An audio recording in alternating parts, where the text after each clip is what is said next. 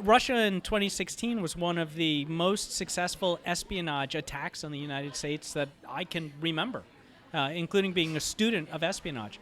It was a perfect attack using multiple vectors of attack to steal enormous amounts of information, including tons of emails from the DNC, from the Hillary campaign, and then weaponize it using what people thought might be a journalist enterprise, WikiLeaks, in order to get it out as broadly as possible and create a lot of damage to the campaign.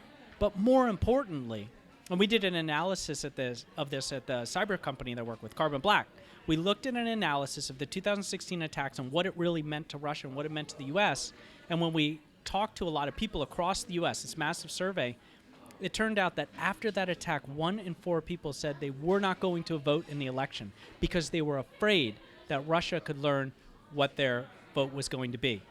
In this contentious election where I think a lot of people were holding their nose and voting, right. And they didn't want anyone to know who they were voting for. They were afraid that a cyber attack could unveil who they voted for. That means 1 in 4 people may not have voted in that election. Can you imagine the damage that can be caused by just a cyber attack? And help my audience understand Russia's motives in this. So Russia's motives are and always have been to cause problems here in the United States, to turn us against each other. If we're so busy fighting in our inner politics here, if we're divided as a country here, we are not projecting our force, our democracy, our values across the world, and that gives Russia space to grow. That gives Putin space to push his version of what the world should look like across the world.